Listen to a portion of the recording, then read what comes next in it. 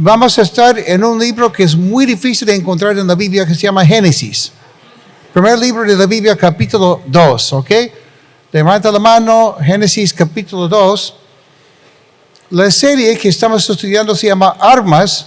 Y hoy día el título de esta enseñanza, esta charla es Que nadie te quite tu miel. Que nadie te quite tu miel. ¿Ok? ¿Todos tienen la Biblia está en Génesis capítulo 2 ya? ¿Sí? ¿Todavía? Ok. Algo que voy a mencionar es que muchas veces, sin darnos cuenta, vivimos confundidos cuando se trata del tema de cómo es Dios y qué es lo que Dios espera de nosotros, cómo es que Dios nos ve a nosotros incluso. Y eso es algo que se va revelando en la Biblia de este primer capítulo de Génesis, donde vemos que primero Dios es el creador. Dios es el ser supremo. Y luego vamos avanzando con más ideas que son muy importantes cuando pensamos en cómo es ese Dios que es el creador. Pero siempre es bueno pedir su apoyo de Dios para entender bien las cosas. Por eso vamos a orar. Gracias, Jesús, por estar aquí con nosotros el día de hoy. Gracias por permitirnos ser parte de una iglesia que se preocupa por tu gloria, por tu amor, por la Biblia. Pero también nos preocupamos por nuestro vecino y por nuestra comunidad. Pedimos tu bendición sobre ese proyecto de las sillas de ruedas, Señor. Porque queremos que la gente viva mejor. Conociéndote también. Y qué lindo ver que podemos obsequiar una silla de ruedas y a la vez hablarles del gran amor de Dios. Y el plan de salvación que hay para todos. Y pedimos, Señor, que nos hables el día de hoy. En el nombre de Jesús. Amén. Como digo, hay personas que piensan que Dios está casi en contra de todo. Piensa que Dios es así. Hay otra persona que piensa que Dios es todo lo contrario. No se molesta para nada. Es más como el abuelito que ni se da cuenta de lo que estás haciendo. Y eso es lo que vamos a ver en Génesis capítulo 2, versículos 15 al 17. Génesis 2, 15 al 17. Y vamos a ver cómo Dios empieza a relacionarse con Adán. Y luego en el capítulo 3 con Eva, su esposa, también. Dice, el Dios el Señor tomó al hombre y lo puso en el jardín del Edén para que lo cultivara y lo cuidara. Dios el Señor le ordenó al hombre, puedes comer de un árbol de entre los miles y miles y miles de árboles del jardín. Pero solo puedes comer de un solo árbol. De los demás árboles no deberás comer. El día que de él comas, o de ellos comas, mejor dicho, sin duda morirás. Amén. Mira, aunque lo he leído mal, lo he hecho a propósito, porque creo que la forma que lo leí realmente refleja la actitud en particular de muchas personas religiosas. Su idea es que Dios hizo un montón, o nos dio un montón de oportunidades, experiencias, etcétera, pero casi todo lo que podríamos hacer está mal. O sea, Dios hizo un árbol de lo cual podemos comer y los miles y miles y miles de árboles, nada que ver, no podemos comer de esos árboles. En cambio, mira la actitud de Dios. Dios hizo, no sabemos cuántos árboles, un montón de árboles, y de todos esos árboles dijo que había, ¿cuántos?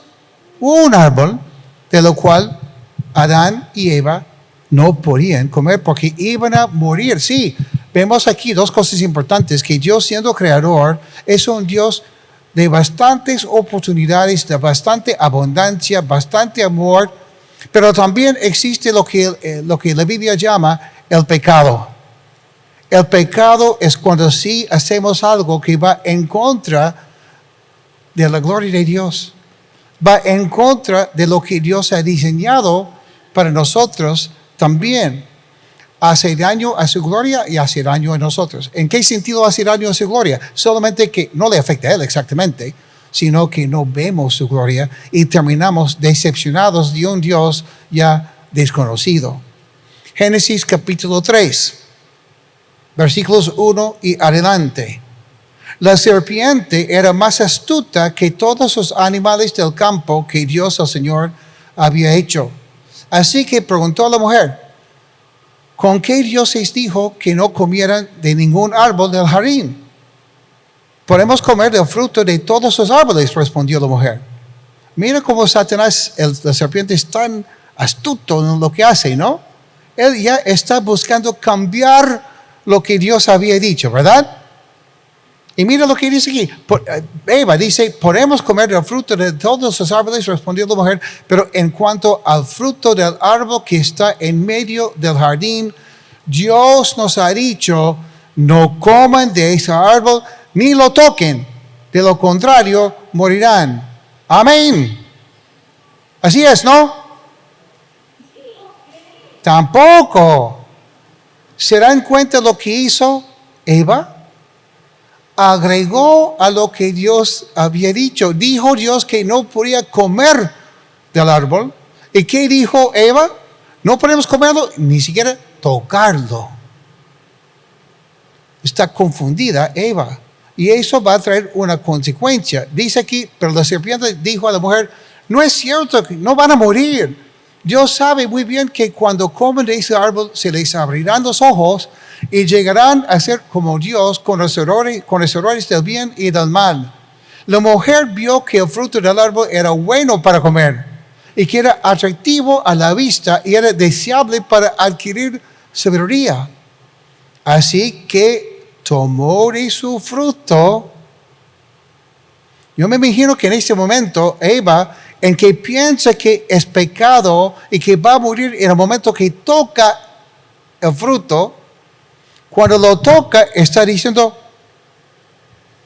estoy bien, no me ha pasado nada. Y por eso se atreve a tomar el siguiente paso, ¿verdad? Dice que después ella, ¿qué hizo? Comió. Y como se dice, el resto es historia. Porque Adán también comió. Ellos terminaron separados de Dios por su desobediencia. Y ahora sí entendemos, espero, algunos por lo menos, que Dios puso en el jardín muchos árboles para que Adán y Eva comiesen para disfrutarse de esos árboles, no solo para comer, sino para disfrutar de la creación, cosas así. Pero puso un árbol ahí y dijo que no podía comer de ese árbol. ¿Por qué? Porque el amor es lo que Dios siempre quiere. Es lo que Dios quiere de ti, tu amor. Y el amor requiere siempre una opción. Si fuera Adán un robot, no sería amor. Dios tenía que darle la opción, la oportunidad de decir, no, yo voy a hacer las cosas a mi manera. Y así fue. Mira, en el Nuevo Testamento el apóstol Pablo habla de esa misma historia en 2 de Corintios capítulo 11, los versículos 2 y 3. No tiene que buscarlo, apúntenlo para que lo puedan leer en casa. Dice, el celo que siento por ustedes, Pablo, el apóstol Pablo, proviene de Dios, pues los tengo prometidos a un solo esposo, que es Cristo, para presentárselos como una virgen pura. Pablo está hablando aquí de la iglesia, no como institución, sino como la novia de Cristo. Cristo ama tanto a su iglesia que considera o describe a la iglesia como la novia de Jesús. Increíble eso, ¿no? Dice, pero me temo que así como la serpiente con su astucia engañó a Eva, los pensamientos de ustedes sean desviados de un compromiso puro y sincero con Cristo. Y a lo largo de la historia, siempre ha habido oposición a lo que Dios ha querido hacer en este mundo. Oposición por Satanás, oposición por personas y muchas veces por personas religiosas. El apóstol Pablo, acabo de citarlo cuando escribe a los Corintios, la mayor oposición que enfrentó Pablo fue a las manos de los que se llamaban los judaizantes. ¿Quiénes eran los judaizantes? Eran personas que cuando Pablo enseñaba que Dios nos amaba tal como somos y que Cristo había muerto en la cruz por ti y por mí para que podamos ser perdonados y tener una vida nueva con Él, y que Dios iba a cambiarnos, y que Dios iba a ser fiel cuando nosotros no lo somos, y que Dios tenía un plan para nosotros, no solamente para el resto de nuestra vida, sino para el resto de la eternidad. Por eso Dios nos concede la vida eterna.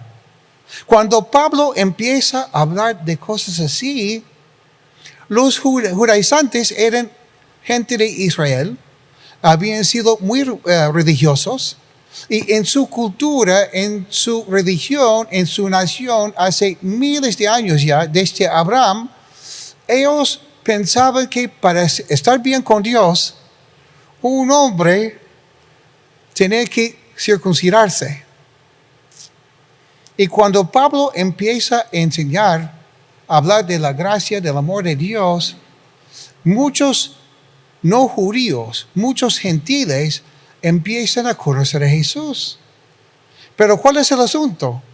Que los gentiles normalmente no eran hombres circuncidados.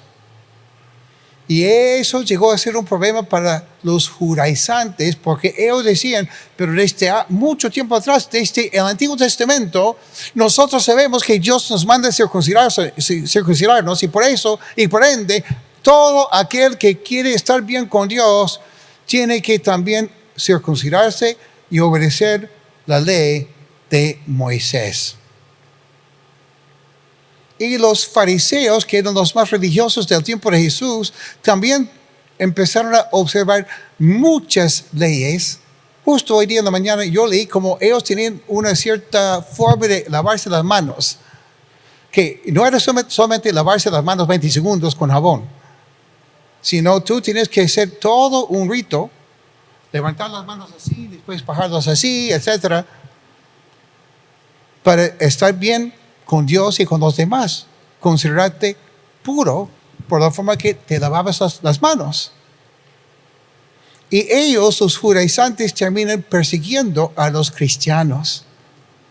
Entonces, mira, eran muy sinceros los judaizantes, pero la sinceridad igual engaña. La sinceridad igual engaña. A veces el celo o el deseo de proteger la gloria de Dios, proteger la religión, proteger lo que es nuestra tradición o nuestra forma de pensar, puede llevarnos a cometer errores demasiado grandes. Y por eso, amigos, amigas, debemos de estudiar la Biblia en su contexto, escudriñar bien las Escrituras, porque si no, viviendo en el mundo de hoy, es imposible que no termines engañado. No es quizás puedes terminar engañado, vas a terminar engañado. Yo diría que ya has sido engañado si no estás estudiando la Biblia. Bueno, estamos estudiando 1 Samuel capítulo 14. Eso fue una introducción y vamos a ver por qué en un ratito. Busquen en sus Biblias más allá de Génesis, 1 Samuel capítulo 14. Y vamos a retomar una historia que empezamos hace unas semanas. El primer rey de Israel se llama Saúl. Saúl es un hombre pasivo agresivo. Y cuando Saúl tiene que enfrentar a los enemigos, ¿qué hace él? En vez de reaccionar, en vez de hacer lo que es correcto, se queda sentado debajo de un árbol. Pero Saúl tenía un hijo, Jonatán. Y Jonatán no es como su papá. Jonatán es un hombre de mucha fe, un hombre que toma la iniciativa, un hombre que cree en Dios con todo su corazón, un hombre valiente. Y Jonatán ya había empezado la batalla. En ese momento en la historia ya está ganando la batalla. En ese momento ha subido más arriba donde están los enemigos y solo con un escudero y nadie más ya está conquistando a los enemigos y Dios se une con Jonatán.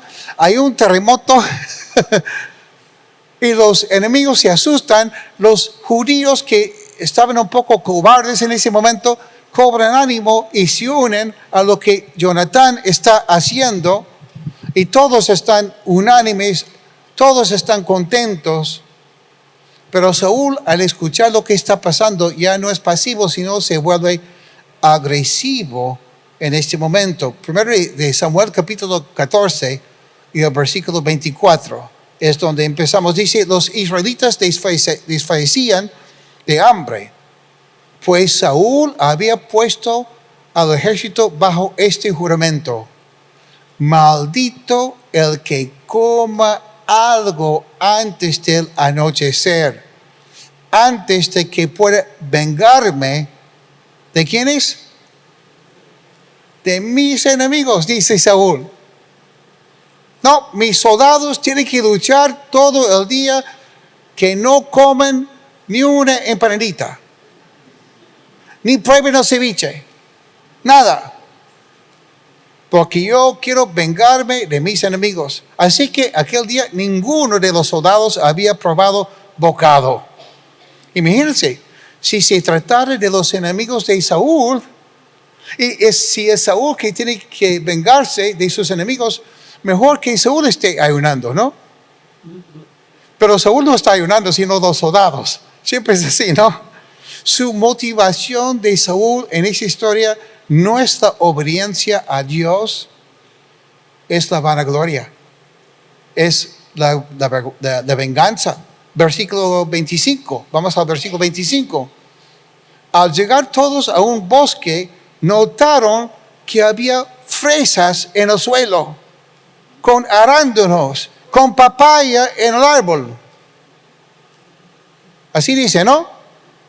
¿Qué había? Mira, que había miel en el suelo. ¿Sabían ustedes que cuando la Biblia menciona algo, no es por gusto? ¿Sabían ustedes que encuentran miel en el suelo por un motivo?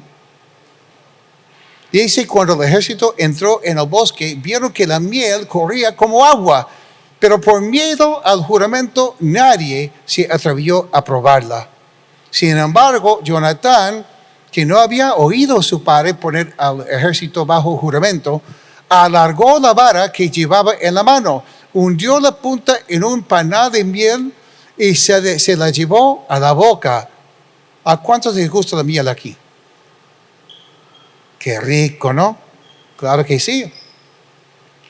Enseguida se le iluminó el rostro. Pero uno de los soldados le advirtió: tu padre puso al ejército bajo un juramento solemne diciendo, maldito el que coma algo hoy. Y por eso los soldados se desfallecen. Interesante. Jonatán encuentra la miel. Los demás están viendo a Jonatán, han encontrado la miel también. Y todos están así como un fideo mojado, ¿ah? Y Jonatán solamente consume un poco de miel y vámonos. Porque la miel es así, ¿no? La miel tiene muchas propiedades, tiene muchos beneficios para el ser humano. Pero vuelvo a decir que no es por gusto que encuentren miel y no encuentren fresas, papaya, cosas así. No sé si ustedes alguna vez han leído Éxodo capítulo 3, versículos 7 al 10, cuando Moisés está liderando al pueblo de Israel. Y Dios está explicando cómo será la tierra que Dios parará a su pueblo cuando ellos están en el desierto rumbo a la tierra prometida. Y dice aquí, ciertamente he visto la opresión que sufre mi pueblo en Egipto. Es lo que dice Dios. Los he escuchado quejarse de sus capataces y conozco bien sus penurias. Así que he descendido para librarlos del poder de los egipcios y sacarlos de ese país, para llevarlos a una tierra buena y espaciosa, tierra donde abundan las fresas y la papaya. No, dice aquí, donde abunda la leche y la miel. Interesante, ¿no? La miel, con algunas excepciones en la Biblia, por ejemplo en Proverbios, habla de la mujer adúltera que dice que sus palabras son como miel, pero no es buena miel, ¿eh? Pero con esa excepción, normalmente en la Biblia, cuando hablamos o cuando la Biblia habla de la miel, habla de abundancia, habla de la promesa de Dios, habla de la bendición de Dios, habla de las riquezas de la vida, cosas así. Y Dios prometió a su pueblo darles una tierra que fluía con leche y con miel. Aunque habían enemigos, Dios les promete que ellos van a ser los vencedores, que van a conquistar ese lugar. Interesante, porque Saúl, sin darse cuenta, impone una ley en plena batalla que prohíbe a los soldados, sin darse cuenta, consumir la miel que iba a darles más victoria. Más victoria. Iban a terminar con más fuerzas y con más ganas. Pero es muy triste cuando alguien nos roba o nos quita la libertad de disfrutar de la presencia de Dios en nuestras vidas. Es muy triste también cuando nos quitan la libertad de vivir en pleno gozo en Dios. Y normalmente los que lo hacen son los religiosos. Es triste cuando alguien por motivos equivocados y por malos entendidos intenta quitar de Dios la libertad y el gozo que Él nos quiere dar. ¿Ok? Salmo 81, versículos 13 al 16, dice: si mi pueblo tan solo me escuchara, y si Israel quisiera andar por mis caminos, cuán pronto sometería yo a sus enemigos y volvería mi mano contra sus adversarios. Los que aborrecen al Señor se rendirían ante Él, pero serían eternamente castigados. Y mira, de nuevo, porque es algo serio con Dios, dice: y a ti te alimentaría con lo mejor del trigo, con miel de la roca te saciaría. Otra vez, la bendición de Dios, cuando el pueblo vive en abundancia, pueden comer de la miel, pueden disfrutar de la abundancia que Dios da. Y ahora, lo que a mí me encanta, y por favor que nadie te quite tu miel. Salmo 119, un salmo cortito, versículo 103, que dice: cuán dulces son a mi paladar, ¿qué? Tus palabras. Cuán dulces son a mi paladar tus palabras. Son más dulces que la miel a mi boca. Son más dulces que la miel a mi boca. Qué importante para ti, qué importante para mí, qué importante para nosotros es disfrutar de la miel de la Biblia. Qué importante es recibir de la miel esa energía que necesitamos. Cobrar ánimo cuando estamos cabizbajos. Qué importante para nosotros cuando estamos débiles o cuando queremos conquistar.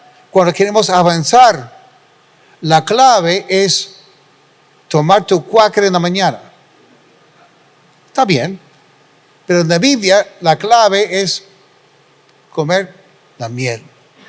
Si Saúl tan solo hubiese dejado a la gente comer, hubiese reconocido o visto una gran victoria ese día. 1 Samuel capítulo 14, versículo 29. Jonatán responde a lo que ha escuchado en cuanto a su papá Saúl y lo que su papá ha hecho, la decisión que había tomado. Mi padre ha causado un gran daño al país, respondió Jonatán. Miren cómo me volvió el color al rostro cuando probé un poco de esta miel. Imagínense si todo el ejército hubiera comido del botín que se arrebató al enemigo. ¿Cuánto mayor habría sido el estrago causado a los filisteos? Mira, el problema aquí es que Saúl era un hombre atribulado. Y Saúl, por ser un hombre atribulaba a la gente también. En mi experiencia, y lo veo en la Biblia también, porque es más importante, y justo estábamos hablando de eso estos días, unas personas conmigo, que no sé si ha sido tu experiencia, pero muchas veces las personas que, ¿cómo digo? Malcriadas, malagradecidas, son las personas más religiosas. Porque son personas atribuladas muchas veces, como Saúl. Versículo 31. Aquel día los israelitas mataron filisteos desde Micmas hasta Ayalón. Y como los soldados estaban exhaustos, echaron mano del botín, agarraron ovejas, vacas y terneros, los desgollaron sobre el suelo y se comieron la carne con todo y sangre. Entonces lo contaron a Saúl: los soldados están pecando contra el Señor, pues están comiendo carne junto con la sangre. Son unos traidores, respondió Saúl. Hagan rodar una piedra grande y tráiganmela ahora mismo. Imagínense, si la Biblia había mandado a los judíos, a los israelitas del Antiguo Testamento, a matar un animal, no comer el animal con la sangre nunca, porque para los israelitas eso sí era pecado, declarado en el Antiguo Testamento. Pero estaban tan desesperados, con tanto hambre y tan desesperados por muchos motivos, que no pueden esperar. Y Saúl, en vez de decir o reconocer, yo he fallado, yo he hecho mal, he impuesto una ley, una regla, nada que ver. He sido muy impulsivo, agresivo incluso. En vez de tomar esa actitud, esa decisión de reconocer su falla, acusa a los demás que estaban luchando a su favor de él y luchando para la gloria de Dios, ser los traidores. Qué triste es eso, ¿no? Vamos a ver que Saúl está dispuesto hasta juzgar y matar a su propio hijo, solo por haber desobedecido a una ley que él había hecho en el momento. Y ahora, amigos, amigas, en la iglesia no necesitamos más leyes.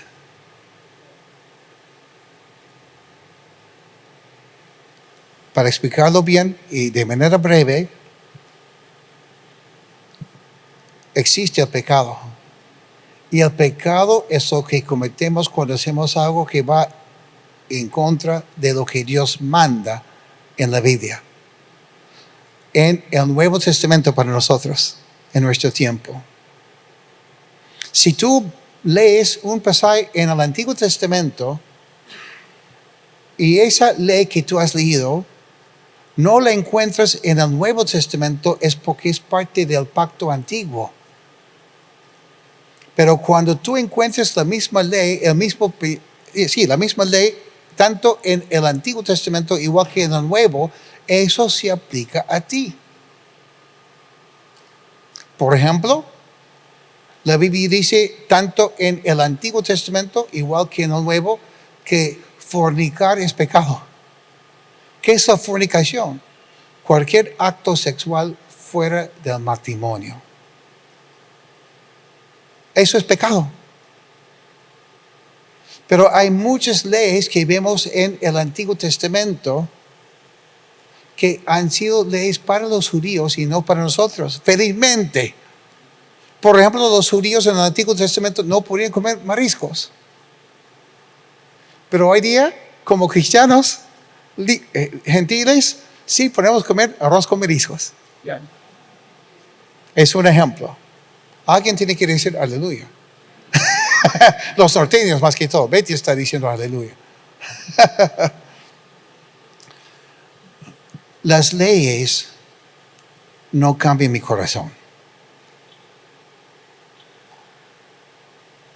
Las leyes me muestran si son leyes de Dios, de la Biblia, cuando estoy mal.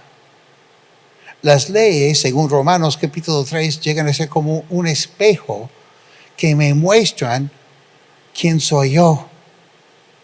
Los que tienen tiempo en comunidad me van a perdonar, pero vale la pena.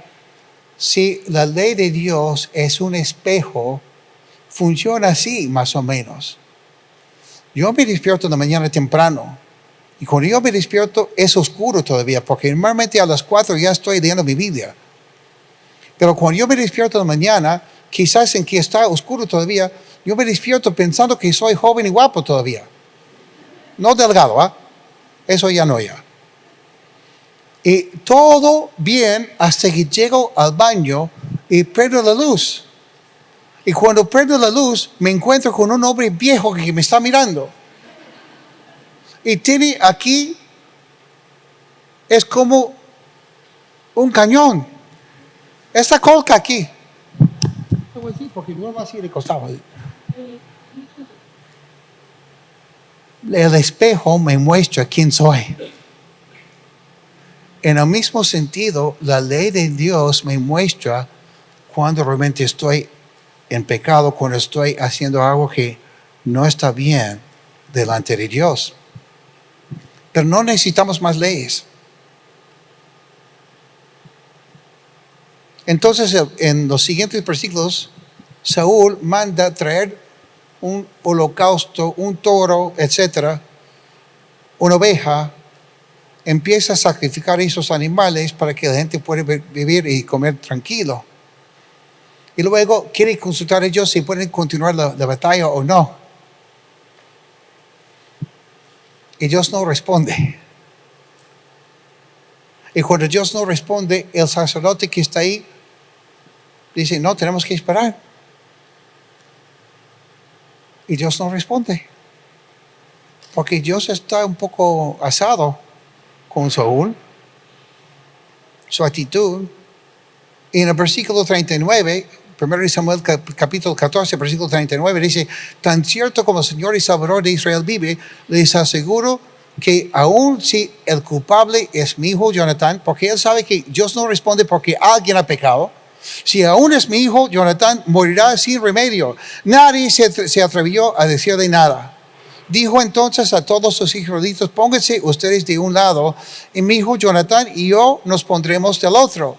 Haga lo que le parezca, respondieron ellos. Imagínense, Saúl ya sospecha que si Dios no responde a su consulta y si Dios no permite que ellos avancen, que continúen con la batalla, alguien está mal y él sospecha, seguramente es mi hijo, ¿ah? Imagínense, Saúl ya ha empezado a ver a su propio hijo como su enemigo, o al menos como su competencia. Bueno, en este momento es prácticamente lo mismo, ¿no? Y en ningún momento considera Saúl que él podría ser el culpable. Y esa es la tendencia cuando inventamos leyes que no están en la Biblia. A mí me encanta lo que dice Hebreos, capítulo 3, versículos 12 al 13. Cuídense, hermanos, de que ninguno de ustedes tenga un corazón pecaminoso, incrédulo, que los haga apartarse del Dios vivo. Más bien, mientras dure ese hoy, anímense unos a otros cada día para que ninguno de ustedes se endurezca por el engaño del pecado. Por el engaño del pecado. Saúl se ha vuelto una persona legalista y él piensa que él tiene la razón, que él está bien. Ni considera en ningún momento que es lo contrario. Y al final echan suertes y sabe que Jonatán es el que comió la miel.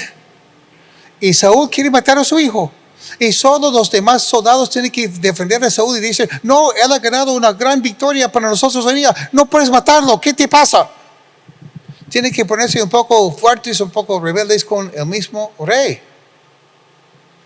Pero todo empezó cuando Saúl inventó una ley que no solo no estaba en la Biblia, sino iba en contra de lo que Dios quería usar para bendecir a su pueblo. No lo hizo a propósito, pero lo hizo. Y lamentablemente hay iglesias que hoy día, por no entender bien la Biblia, o por tener ciertos disgustos también, inventan ciertas leyes que no están en la Biblia. Y ahora, es muy importante recordar cómo es que Dios nos rescata. Cómo es que Dios nos da una vida nueva. Dios nos da una vida nueva cuando yo cambio mi vida. ¿Verdad? No. Por eso los estoy viendo como confundidos, porque no, acabo de decir algo que es falso a propósito. Dios no transforma tu vida cuando tú lo cambias, porque no lo puedes cambiar suficiente. Dios transforma tu vida cuando tú entiendes que Dios te quiere dar, ¿qué? Un regalo.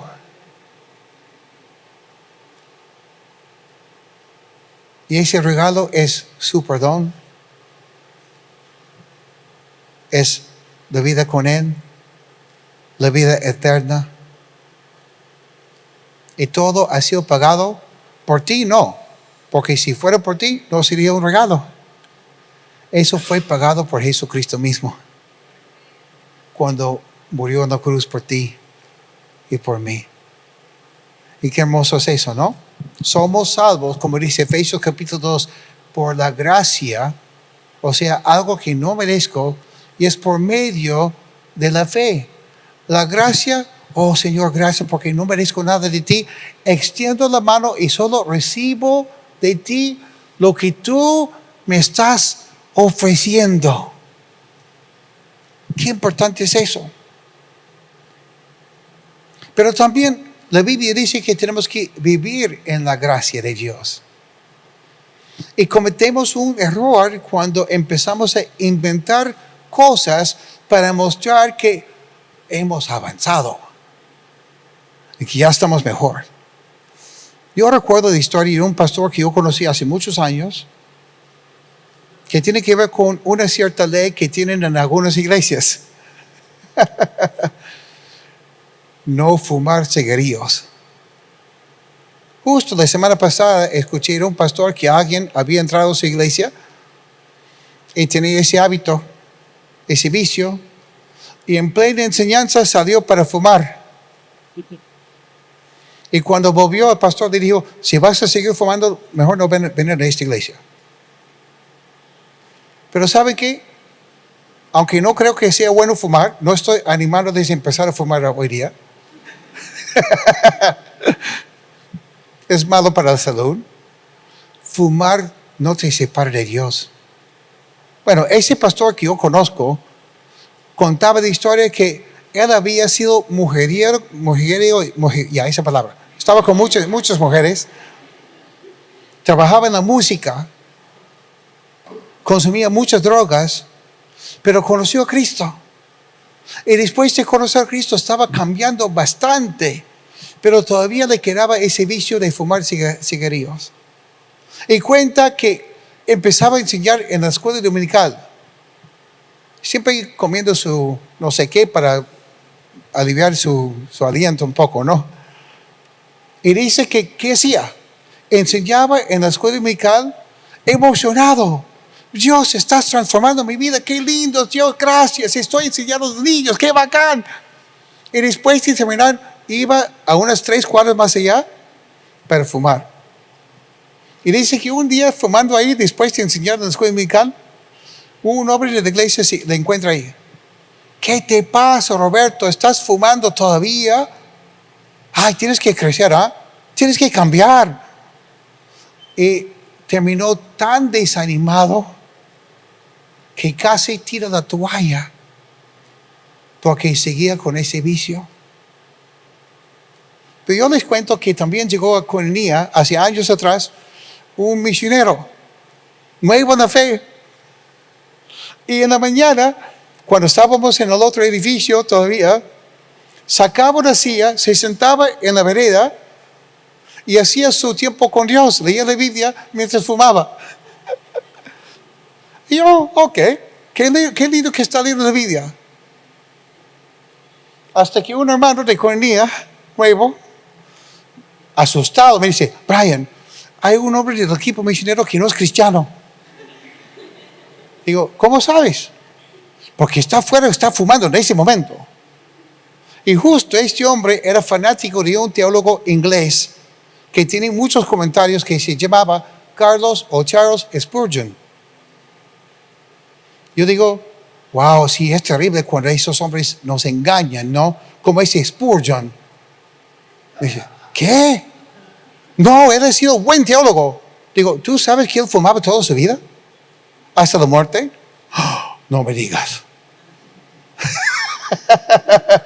Hermanos, no estoy animándoles a fumar.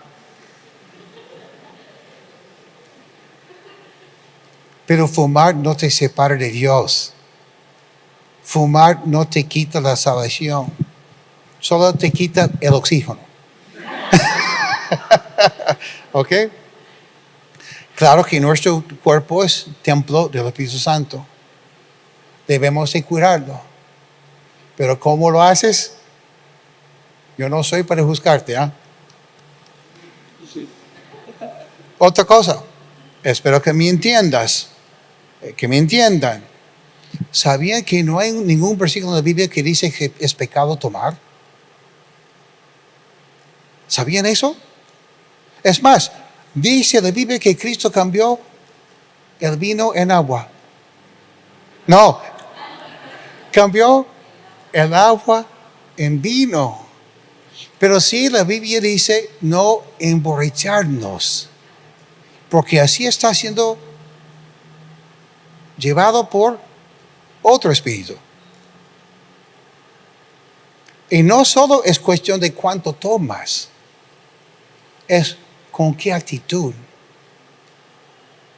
Por ejemplo, si tú sabes que va a haber una fiesta, una boda, lo que sea, y la primera cosa que viene a tu mente es, ¿va a haber trago?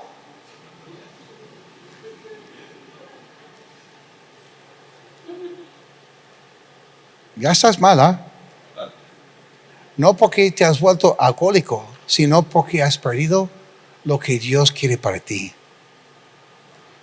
Repito, no estoy diciendo que es pecado tomar. Hay pastores que piensan que no debemos de consumir ni una gota. Gota a gota, el vino se agota. Pero mira, hay 66 libros en la Biblia. Y en esos 66 libros, el Espíritu Santo nunca se le ocurrió escribir tomar es pecado. En 66 libros. Y para mí, inventar una ley que dice que es pecado tomar, estoy ocupando el lugar del Espíritu Santo. Repito, no emborracharnos. Y si tú estás con una persona que tú sabes que es alcohólico, tienes que tomar decisiones correctas para que tu hermano no caiga. ¿Ok? 1 Corintios capítulo 10, versículo 31. Ya sea que comen o beban o hagan cualquier otra cosa, háganlo todo para la gloria de Dios. Háganlo todo para la gloria de Dios. Lo que vas a hacer, cualquier cosa, cualquier decisión que tú tomes, si lo vas a hacer para la gloria de Dios, estás bien. Si lo vas a hacer para otro motivo, tengas cuidado. Otra cosa, no bailar. Por favor, no bailen. Si no saben bailar. Como en todo, hay que ser prudentes, ¿no? Si vas a estar bailando con música muy sensual, música con esas letras que no edifican, que no ayudan, que si estarías bailando esa canción con Cristo ahí, bueno, porque Cristo está ahí, ¿eh? Piensa bien lo que estás haciendo, pero no hay una ley en la Biblia que dice que no podemos bailar. Y obvio, lo peor todavía, los que llevan tatuajes. Eso es un pecado mortal. ¿Eh? Tu cuerpo es templo del Espíritu Santo. Por eso lo pinto. Para que esté más bonito todavía. No, mira, Levítico capítulo 19, versículo 28 dice, no se hagan heridas en el cuerpo por causa de los muertos, ni tatuajes en la piel. Yo soy el Señor. Ah, pero eso es, ¿qué? Antiguo Testamento, ¿verdad? Y además está diciendo aquí, no se hagan heridas en el cuerpo por causa de los muertos. Si tú quieres ponerte un tatuaje como mi hijo loco de una tejada de pizza, no estás haciendo un tatuaje para los muertos, ¿verdad? Además, muchas veces cuando yo estoy predicando, hablando con la gente de Sacra de Jesús en la calle, se dan cuenta que tengo tatuajes. Y hoy, ¿cómo me juzgan? Y casi siempre los que me juzgan, les encanta el versículo 28 de Levítico 19. Pero se olvidan del versículo anterior, que dice, no se corten el cabello en redondo, ni se despunten la barba. Y muchas veces ni siquiera tienen barba. ¿Me están juzgando a mí? Mira, la idea es, esa historia me encanta. En Primero de Reyes, el profeta Elías es un hombre de Dios y hace un concurso entre los profetas de Baal y Elías. Y dice, ok, ustedes van a hacer su altar con su holocausto y cuando tengan todo listo, me avisan. Ustedes van a empezar primero, van a llamar fuego desde el cielo. Y cuando llaman fuego desde el cielo, vamos a esperar para que sus dioses y ustedes contesten. Después me tocará a mí. Y cuando Elías está esperando, ellos están primero danzando, orando, alabando a sus dioses, etc. Y obvio que no pasa nada. Y pasa el tiempo cuando Elías empieza a decir cosas como, hay que gritar más fuerte, quizás está dormido. Quizás está de vacaciones. O quizás está en el baño. Es la idea en hebreo. Y cuando están desesperados, ¿qué empiezan a hacer? Cortarse. Están cortándose para sus dioses. Y en aquellos tiempos, ellos también se cortaban el pelo de cierto estilo para agradar a sus dioses. Y eso es lo que Dios está diciendo. Si vas a cortarte, si vas a tatuarte por un motivo, para un Dios falso, obvio que el problema no es tu brazo, no es donde tienes tu tatuaje, ya no, pero hoy día, sino es tu corazón. Y tu corazón termina siendo reflejado en tu antebrazo, en tu pierna, no sé. El problema no es el tatuaje, sino el motivo por lo cual lo haces, ¿no? Pero quiero también hablar con los jóvenes, o quizás no tan jóvenes. Estoy por terminar, ¿eh?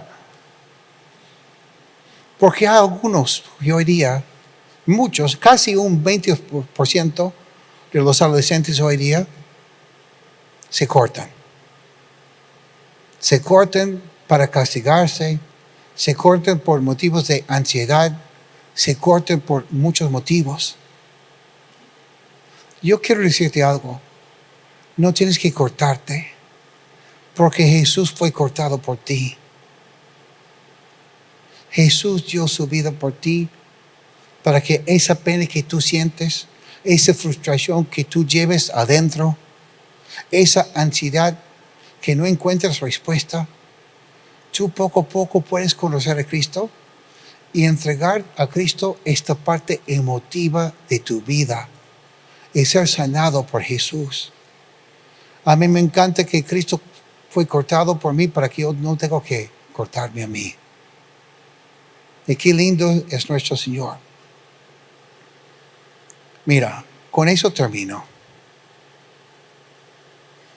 Más importante para Dios, en vez de si tú tomas, o si bailas, o si fumas, o si tienes tatuajes, más importante para Dios es la condición de tu corazón. Dios quiere usarte a ti como Dios estaba usando a Jonatán en la historia. Dios quiere levantar a un pueblo que entiende lo hermoso que es servir al Señor. Uno de los mejores regalos que tenemos después de Jesús mismo es poder servir al Señor. A mí me encantó lo que dijo Marley. A pesar de nuestras luchas, cuando empezamos a servir a otros, vemos como Dios empieza a obrar en nosotros también, ¿no? Y por eso tenemos aquí hoy día regalos. Bueno, honestamente son cajas vacías.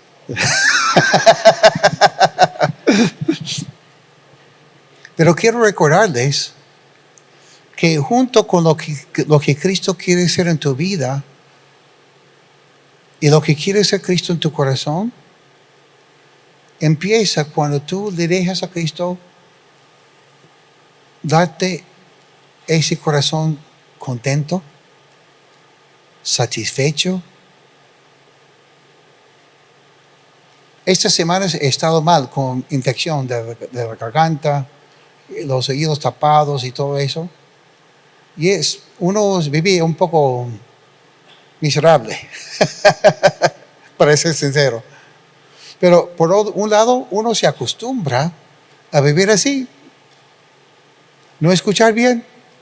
Yo soy medio sordo ya, y con eso peor. Mis hijas me quieren matar ya. 3 semanas. ¿Qué? ¿Cómo? ¿Ah?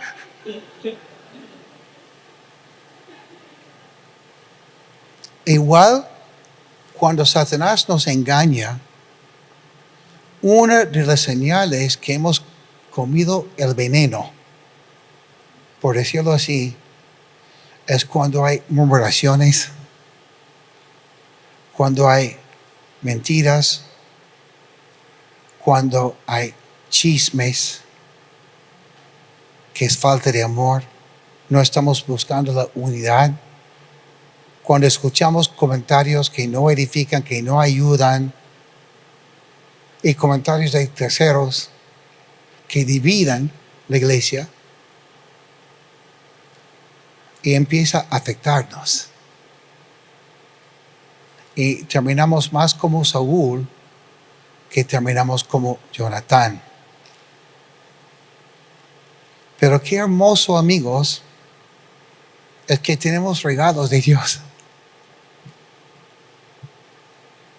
Somos regalos los unos por los otros. En tu grupo comunidad, en tu grupo pequeño, tus amigos que siempre van, son regalos para ti. Pórtense como regalos también, ¿eh?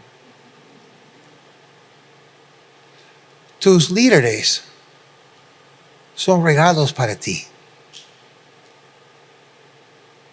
Ustedes son conscientes, creo, que tus líderes que siempre están ahí cada semana podrían haber hecho otras cosas con su tiempo, con sus recursos, pero tomen el tiempo para dedicarse a ustedes. Los pastores de la iglesia son obsequios para ustedes. Y qué importante entonces es no imponer leyes, tradiciones, cosas así que no tienen que ver con lo que Cristo está haciendo.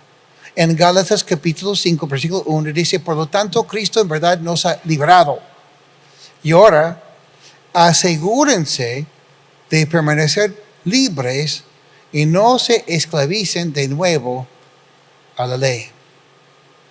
Hermanos, hemos sido librados por Cristo para vivir libres y para servir a Cristo con muchas ganas y con mucho amor. ¿Ok? Vale la pena. Y ahora, si estás fumando, te amamos. No te fijes en tu cigarrillo. Pon tu mirada en Jesús. Y vas a cambiar poco a poco. Si tu lucha es otra, como siempre decimos aquí en Coronilla, nunca sacamos a una persona por pecado, sino por seguir mintiendo, por causar división, por no querer avanzar, cosas así. Termino con eso. Filipenses 2, 14 al 15. Háganlo todo sin quejas ni contiendas, para que sean intachables y puros, hijos de Dios, sin culpa, en medio de una generación torcida y depravada. En ella ustedes brillan como estrellas en el mundo.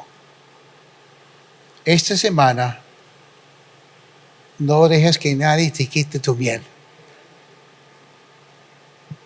La Biblia, tu comunicación con Dios, la libertad que tenemos en Cristo. En plena batalla, cuando necesito mis energías, busco mi miel. Y cuando tengo para compartir con otros, también comparte mi miel con otros, ¿no? Y que sea miel, no veneno. ¿Entendido? Señor, gracias por lo que hemos visto el día de hoy en esta enseñanza. Y ahora pedimos tu apoyo sobre el resto de este tiempo. En el nombre de Jesús oramos. Amén.